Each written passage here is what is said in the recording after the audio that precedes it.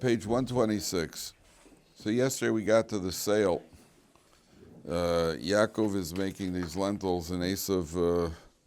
So the bottom of page is 126. A very interesting indication, something about human nature here. Page 126, last line. Yaakov's making, again, the background, Yaakov's making the lentils, and Esav comes in, let me have some of that red stuff. So Yaakov says, sell me your birthright. V'yomer Esav, hine anochi alechem, I'm going to die. Lama zeli bechora. What do I want the birthright for? So the commentaries point out that Esav, you know what? The Bechor has a certain level of a degree of Kedusha. You know, the service in the Beis HaMikdash was originally going to be the Bechors. But they lost it to the Leviim. Because the Kohen, yeah, well, they were all the same family. Why? It was the service was going to be the Bechors, but you guys blew it at the Egel, at the golden calf. Yeah, because some of them worshipped the golden calf. My ancestors didn't, and therefore the Kohanim were chosen. That's the Rabbi Shimon Schwab. I think he once came to the Chafetz Chaim. Shimon Schwab was a Rav in New York, but he was a bacher in Europe. And he went to visit the Chafetz Chaim in Radin. And when he came to the Chafetz Chaim said, you know what the difference between you and me is? The Chafetz Chaim says it. He says, your ancestors worshiped the golden calf. My ancestors didn't, therefore I've been chosen to be a Kohen. And you have, I don't know, he was trying to make a point, obviously. Me too. So the what do you call it? But the Bechor still has a certain degree of Kedusha to it. It's got a certain holiness to it. Esav, I want to be able to enjoy I want to be able to set, remember yesterday we spoke about Esav that lives without borders. He's the Ish Sada. He lives without borders. And as an Ish Sada who's living without borders, I want to be able to enjoy this world without any pangs of conscience. And this little residual kedusha, holiness that I have in me. Every time I do an avera, I'm going to have this sitting on me. You know, there's and I don't want that. So take it. I'll sell it to you. This is what some of the commentaries say. But look what Yaakov does. So in Yaakov then he makes Esav swear. V'Yaakov nasan le'Esav lechem u'nezid adoshim. He gives Esav bread and the lentils, Vayocha, Vayesh, Vayakam, Vayelech, Vayivez, Esav, top of page 128.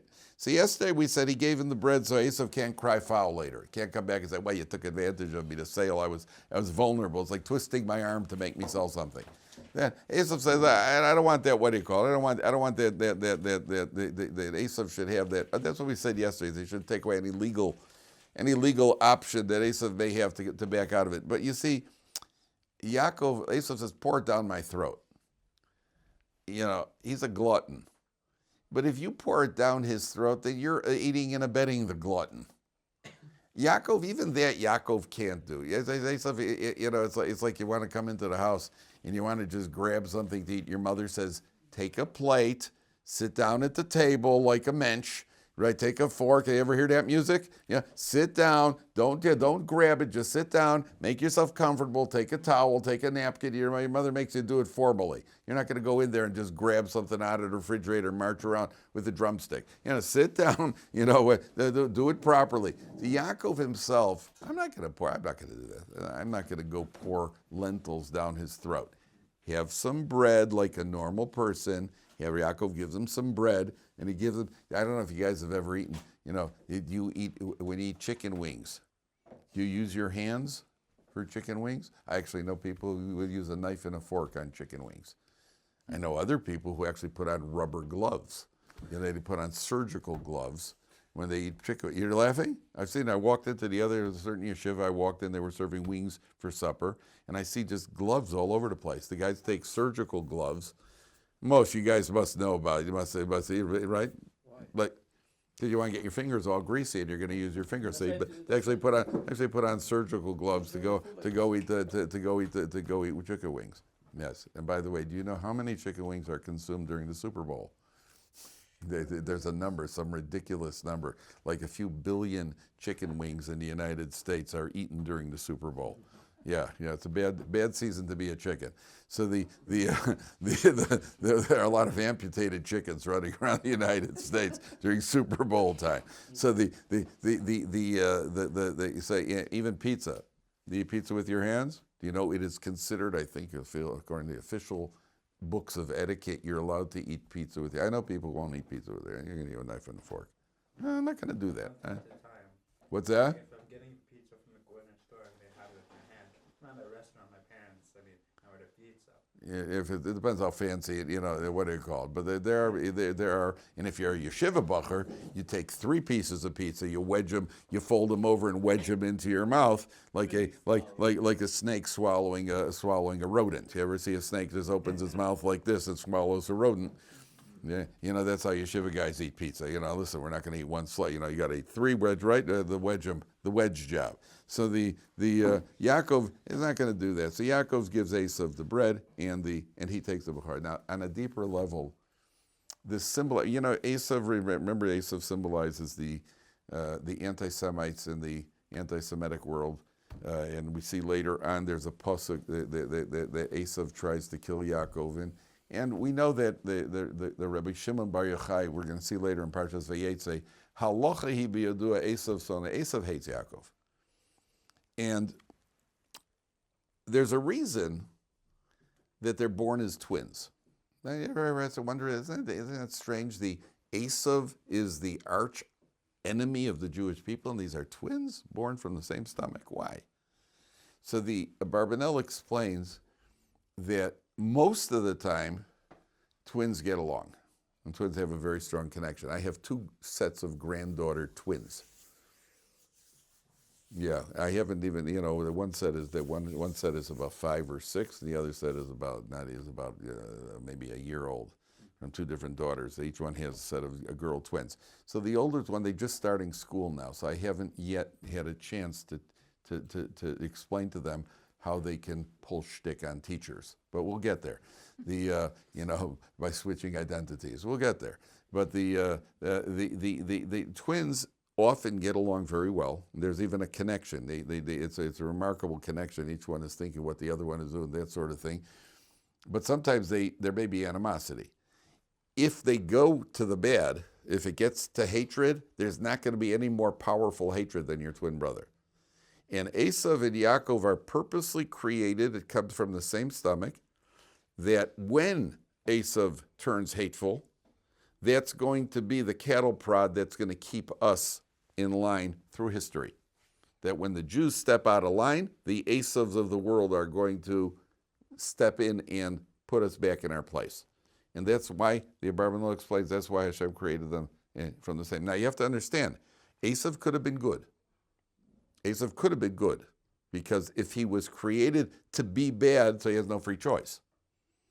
Esav could have fulfilled his task by being the material provider for the spiritual Yaakov.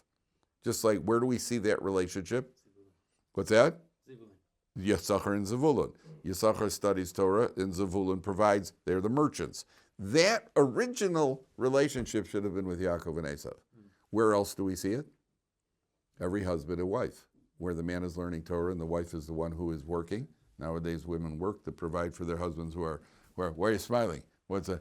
And I see we worked it out good. We got them to do that too, and they cook. Pull that one over them.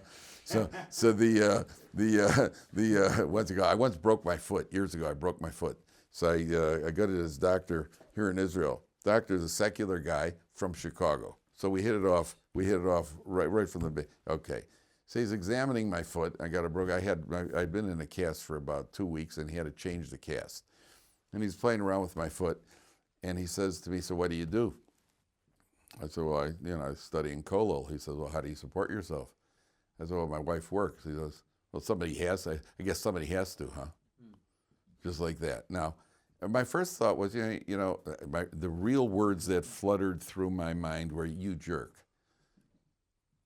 You went to medical school. Somebody put you through medical school.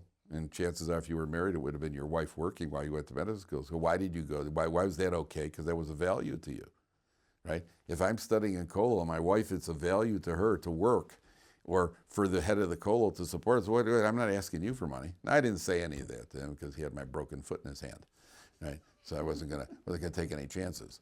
But at the end of the day, this was the potential relationship. Not only that, according to some commentators, Esav was on a potentially higher level, because the person who's immersed in the material world has a much bigger challenge. The person who's sitting in a base medrash with a Gemara and he's learning, so he's surrounded by holiness. So what's the worst thing he's going to do? He'll daven too fast that day. I mean, what's the worst thing he's going to do? Whereas the person in the material world, things could get tough. So Esav had the potential to do that. He blew it. He had free choice. He blew it, and he became the arch nemesis of the Jewish people. If there, in that eventuality, he's there, he's in place in order to keep us in place through history. What's remarkable is, if you know anything about Jewish survival, there have often been decrees against the Jewish people not to keep Shabbos, not to do circumcision, not to study Torah. How have we often gotten out of it? How have we gotten out of it? We've bribed our way out of it. We've paid off officials, anti-Semitic officials, to look the other way. So what happens over here? You see that symbolized over here.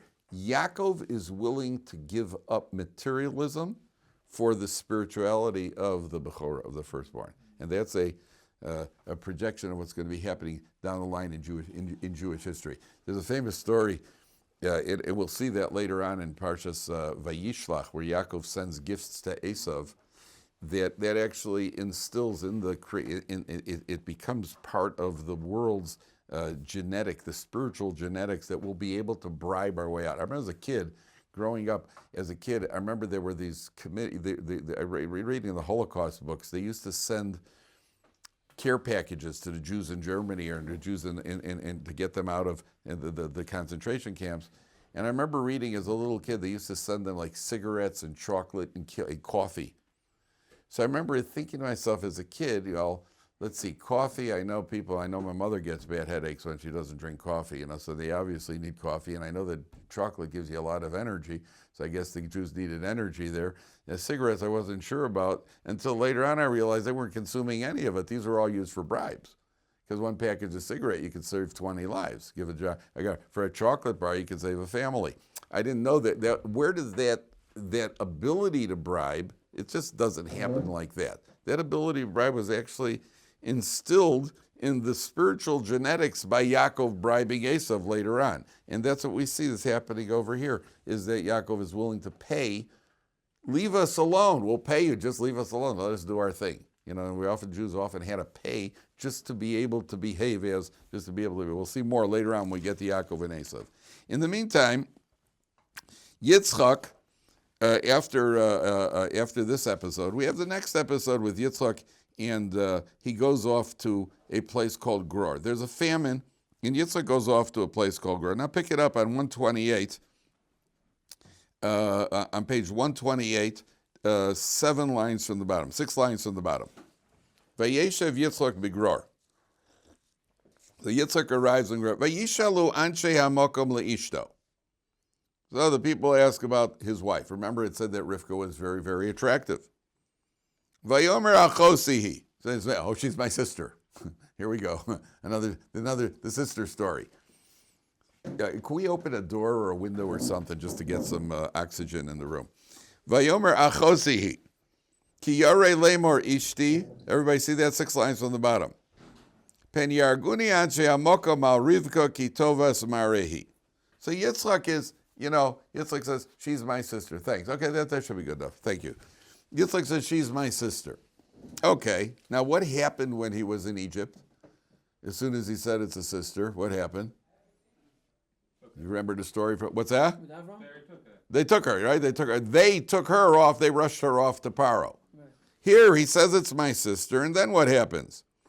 Vayihi ki orchu lo shama yamim. He was there for a while. So far, nothing has happened. Vayashkev Avimelech melech plishtim barachalon. Avimelech looking out the window. Vayar v'hine Yitzchak mitzachek es Rivka ishto. Yitzchak was living with his wife. Now, he obviously didn't see them actually living together. What he saw was that the windows in the house were closed. Everything was closed. A man and a woman in a house. Nobody does that with his sister. He understood the circumstances around it. There's obviously a husband and a wife. So the question becomes, why did he wait so long? Why did Avimelech wait? Why didn't he do what Paro did? As soon as he heard the guy says, my sister, you grabbed her. So why did Avimelech wait over here and not take Rivka? From the previous Correct.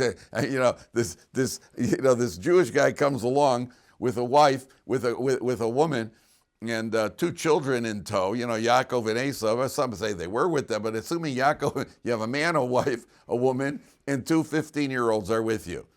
2 twins are with you. So what do you think he is? What do you think she is? I had a guy once in the shir. He said to me,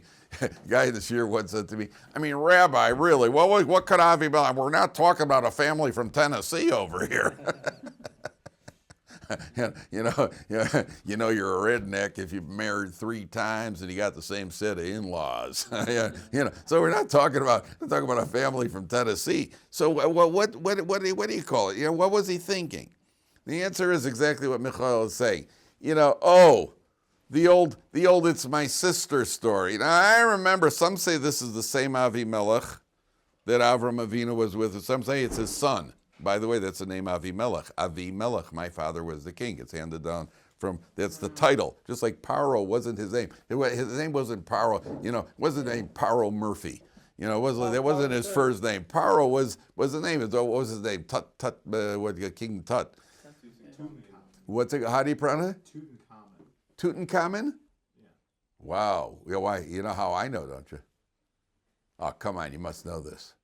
Oh, I know. Yeah. I'm not going to say. Say. No. Yeah, say. No. From Batman. That's right. When I was growing up on TV, one of the arch villains was King Tut. Wow. Yeah. See how sophisticated? See, TV is very educational. How do you like that? Somebody once said, yeah, TV's educational. Whenever somebody turns on the TV, I go in the other room and read a book. There was King Tut, right? So his name was the power. Avimelech seems to be a genetic name of the king. I didn't like him. He wasn't as good as the Joker and the Riddler. So it says, Vayikra Avimelech liYitzchak, Vayomer Achine Ishtechahi. Hey, it's your wife. Vecha Marta Achosi. How'd you say it's your sister? I thought I would die. Okay. So then Yitzchak gets to work over here. Now watch what happens here.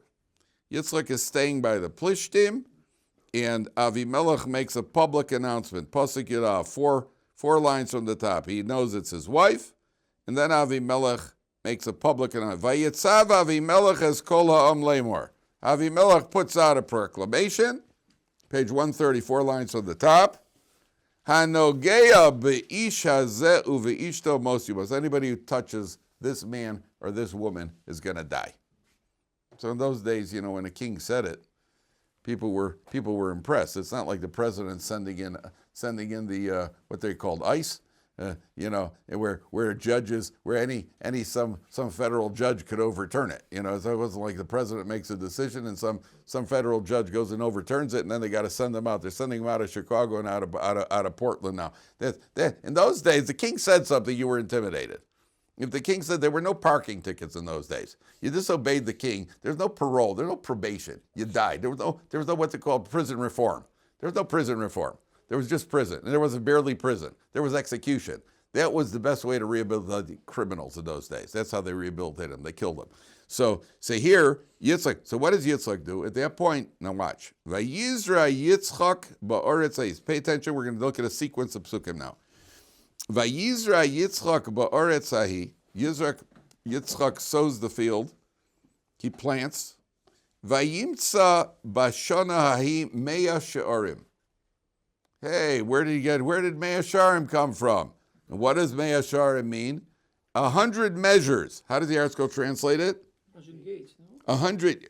Yeah, but in this context, 100-fold. It literally, there's Mea Sharim. He finds in that 100 that he planted, and it produced 100 times as much, miraculously. Mea Sharim. And I'm sure some guy was out there.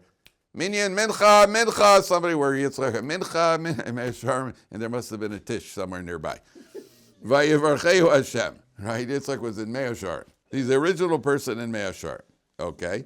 And there are probably souvenir shops all over the place in very, very narrow streets. So, okay, then it says like this. Vayigdal ha'ish, the man increased in wealth. Vayelech holoch v'gadol, progressively increasing. Ad ki gadal ma'od, till he became very, very prominent. Yitzchak became very wealthy. Why does the Torah take the pains of this pasuk to describe Yitzchak's growth? Why doesn't it just say he became rich? Why does it? Well, he got bigger, and then even bigger, and then very, very big. First he planted. Why? But why does the Torah say that? Why does the Torah say it in that form? Why does the Torah say Yitzchak became rich? Right? If I become rich soon, say amen. Amen. And thank you. And if I become rich, I don't care how you describe it. I don't care if you say, well, he became very, then more, then I just say Kaplan became rich. That's good enough for me. I'll let you off. Just say you rich. That's also good. I don't know. Why would the Torah could have just said Yitzchak became rich? Why does the Torah have to go through he got rich and richer and richest? What do you say, yes? Didn't he inherit Avram's wealth? That also. But besides that, he became rich. But I'm talking about how the Torah, I'm not talking about what happened. We're talking about why does the Torah describe it this way? Why does the Torah, we know what happened. Why does the Torah describe it this way? 3 times gadal. Gadal. Good question, right? Yeah. What do you say? What do you say, Hoodie? Maybe it's like because he like got rich and then like up and down maybe. Oh, So that was like an up. but he didn't go up and down. This was straight up. Again, Saul, Yes. go ahead. 3 different aspects of richness. So it could be rich like from monetary wise or intelligence. It could be different. Very good. Very good. Normally, we do talk about wealth in, a person could be wealthy in children, wealthy in, that's true. Here, it's talking about bucks. Here, it's talking about money, finances, material goods. You're right. There are different forms of law. Here, it's talking about specifically financially became wealthy, and the Torah describes it in stages. Why? Remember, if someone wins a lottery and he becomes rich overnight, then it doesn't mean as much to him as if it was gradually. good, very, very right. Not that it doesn't mean much to him. Not that it doesn't mean as much to him. Winning the lottery. Somebody just won, by the way. Apparently somebody won the 800. What was the Powerball? Was up at about 900 million. Yeah, well, if you take the lump sum, you only get about 500 million. That's not enough. For me, I mean, it's enough for a start. But that's a good start. But that'd be quite enough. Yeah. No, feel sorry. No violins over here. But at the end of the day, there's a jolt to the system. Like, you don't even, you just like, boy, oh boy. Some people go nuts. They did a study on these people who won sudden wealth, about what happened. They've done follow-ups on these people. Some of them ended up going bankrupt. Some of them got divorced. Some of them again committed suicide. They went nuts with the money. Here, the Torah is telling you it's not help. Number one. Number two, it could cause an ayin hara. It causes people to look at you with them and go, "Wow, I know this was one of the guys. He was just one of the guys, and all of a sudden he's a multimillionaire on a private jet, and everybody's kind of jealous." When a person gets it gradually, it's much more healthy. The Torah says Yitzchak got it gradually. He got a little, got some, then he got some more, then he got some more. That's part of the bracha. Part of the blessing is not only what you get, it's how you get it. And the blessing is that it doesn't overwhelm you, and then people don't pay as much attention to it. Okay. Then the Torah goes, and the Torah shows us a little bit of a quarrel over here. So if you take a look at pasuk, They were jealous of him. the Plishtim were jealous of him. In spite of that, they're jealous of him. But imagine what would have happened if it would go from 0 to 60. Well, we'll see where their jealousy is coming from in a second, because their jealousy is not coming because of his wealth. Their jealousy is coming because he's a Jew, right? And we're going to see v'chol ha'be'eros asher chafru avdei aviv b'mei Avram aviv. All the wells that his father's servants dug in the time of Abraham, sitmum plishtim vayamalum ofar. They plugged up these wells with dirt. Okay, Take a look at Rashi for a second. It's the left column, second line from the top. If you find it, please show the person next to you. They plugged up the wells. Says Rashi, Sitmum Plishtim. Why? Mipnei Amru, they said, Takola Heimlanu. It's a stumbling block for us. It's an obstacle. It's a problem for us. Mipnei Hagayosos Habos Aleinu. It's going to draw in marauding armies because we have these wells. Oh, I see. And what happened to the wells before Yitzchak dug the wells? Then what happened? If it wouldn't have been the Jews who dug the wells, would you also be plugging them up? Oh, Avram Avinu dug wells. Now you're worried about marauding arteries. You were never worried about marauding arteries before. Could you imagine in Iran right now, if a Jew would go and dig a well in Iran right now? They could use some water, by the way. Could you imagine? A Jew digs a well. Well, we better plug up the well so in case the United States thinks it's an atomic nuclear facility and they'll bomb us. You know, they're sending some of those busters, and what do you call it? We better plug up the well. Why are you plugging up the well? Because the Jew dug the well. That's why. So they throw the dirt on the well. 1 second. We'll see the deeper meaning in a second. Vayomer Avimelech el Yitzchak, lech me'imonu. Leave. Ki atzamta mimenu ma'od. You're too big. So then Yitzchak leaves, and look what happened again. Vayoshav Yitzchak, pasuk 17. Vayoshav Yitzchak vayachbor es beros hamayim asher chafru b'mei aviv vayisasvim plishtim. Achrei mosar. See, Yitzchak goes and he redigs the wells that they plugged up with dirt. Vayikra and Shemos k'Shemos kolam aviv. And then he calls them all sorts of names. Again, he digs these wells. What's going on here? Who's interested in wells and water and water? Why is the Torah telling us? Even the Ramban says, what's the significance of telling us? So they fought, they bickered over some wells. In the grand scheme of things, we got bigger issues of what's going on here. So one of the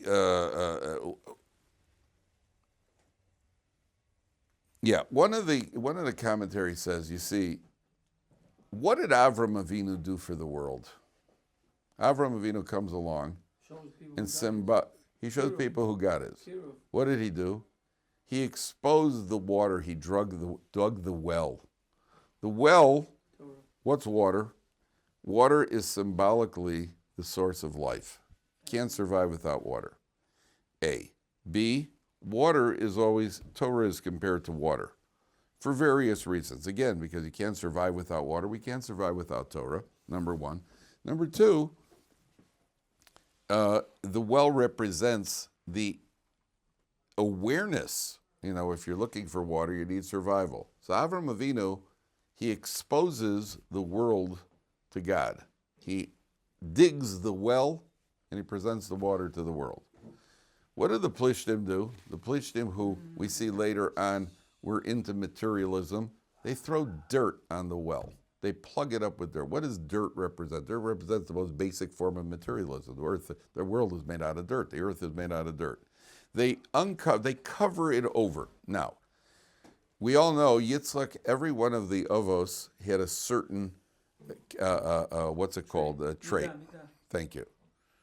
Boy, it's good to have assistants, I'll tell you, every one of the avos had a certain trait. Yitzchak's trait, Avram was chesed.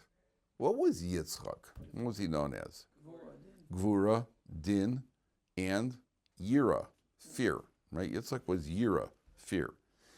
What does a Jew do if we're surrounded by or tempted or we're being overwhelmed by various temptations and materialism? What do we have to do? We have to, in other words, when it comes to doing, what do we have to do? We have to activate our energy. To get up, put on tefillin, daven, learn, that we activate our energy. What happens when we're under attack? We're under attack and we have various temptations.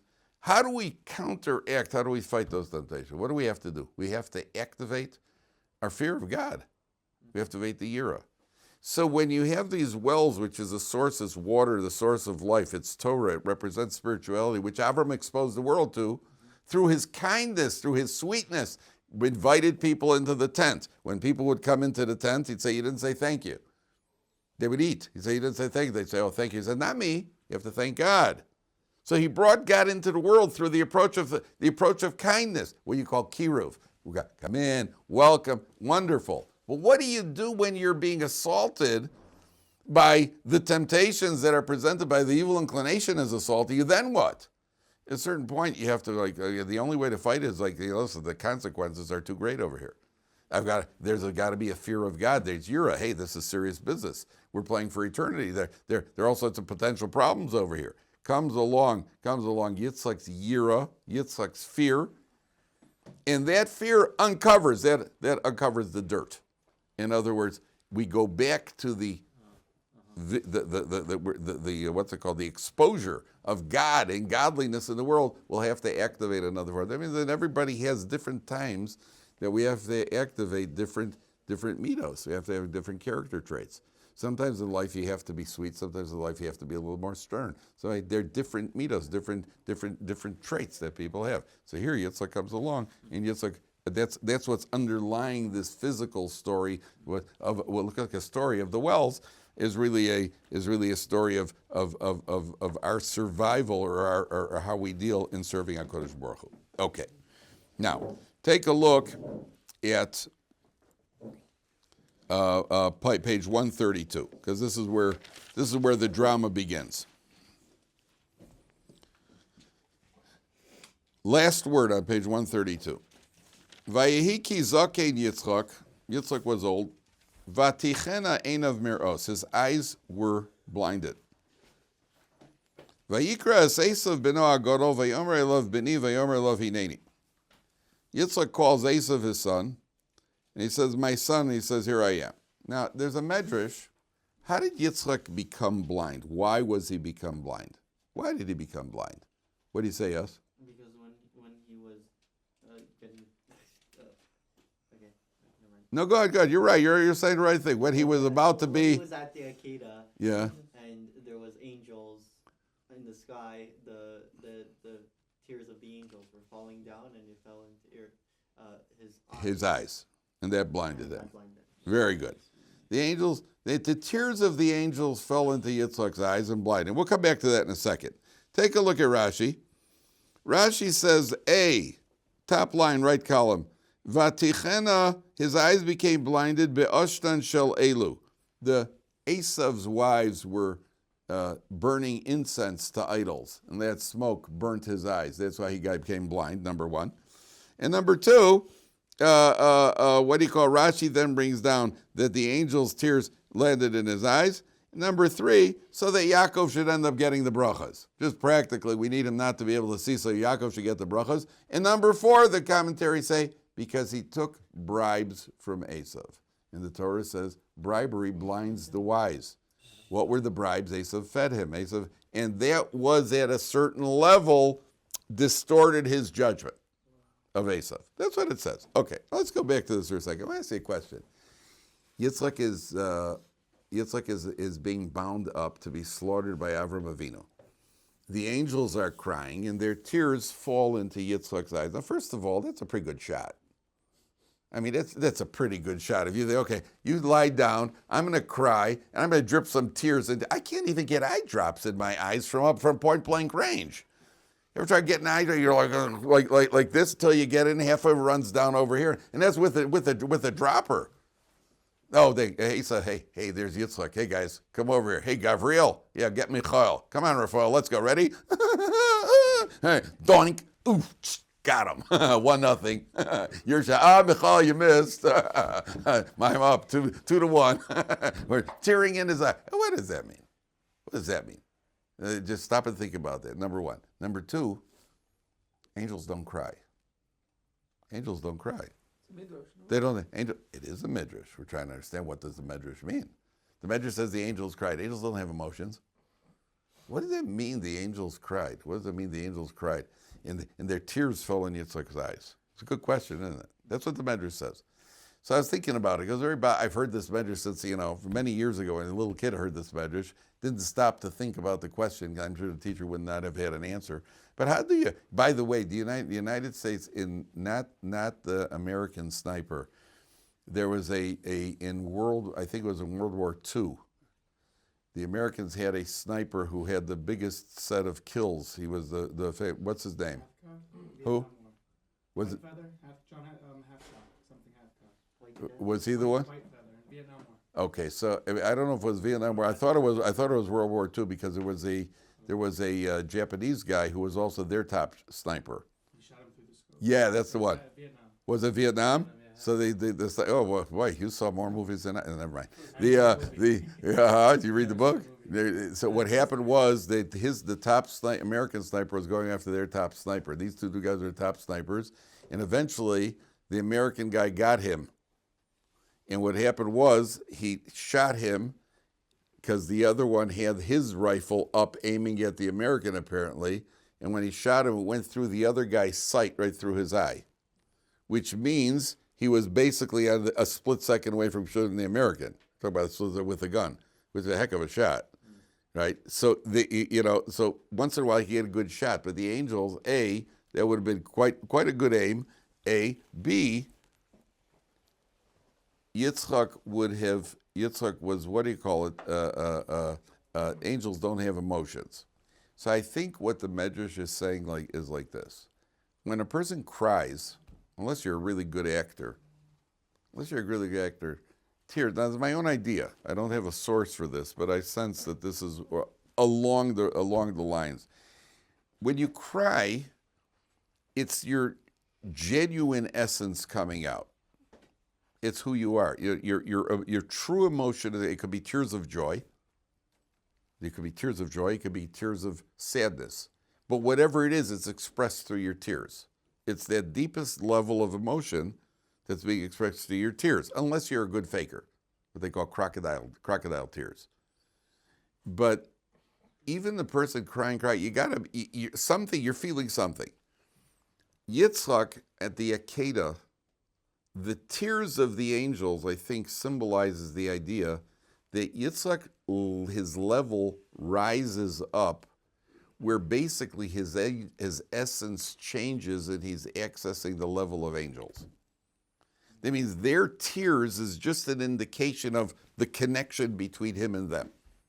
That he is so connected now to the angel. It's as if, obviously, as Michael said, it's a medrash, it's obviously an allegory. Angels don't cry. But it's trying to communicate something in the connection between Yitzchak and the level that he's rising to. But at the end of the day, he's blind. At the end of the day, he's 100. He's getting older.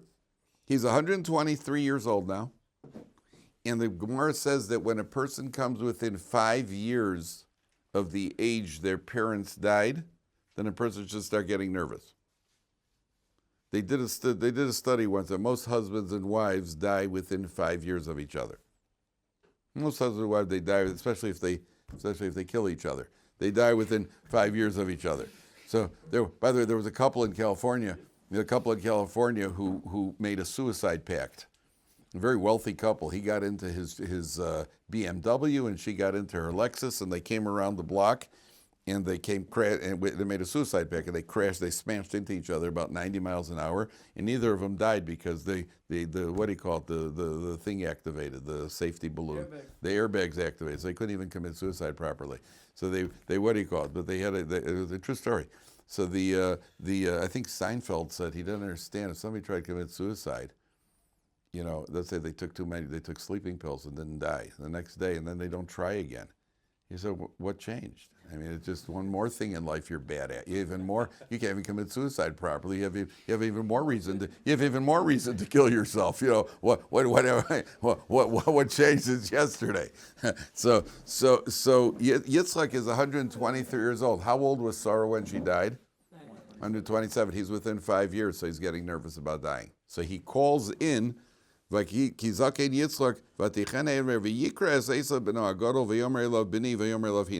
am. He calls in Esav. I've gotten older. 1:34, 3 lines to the top. I've gotten older. I don't know when I'm going to die.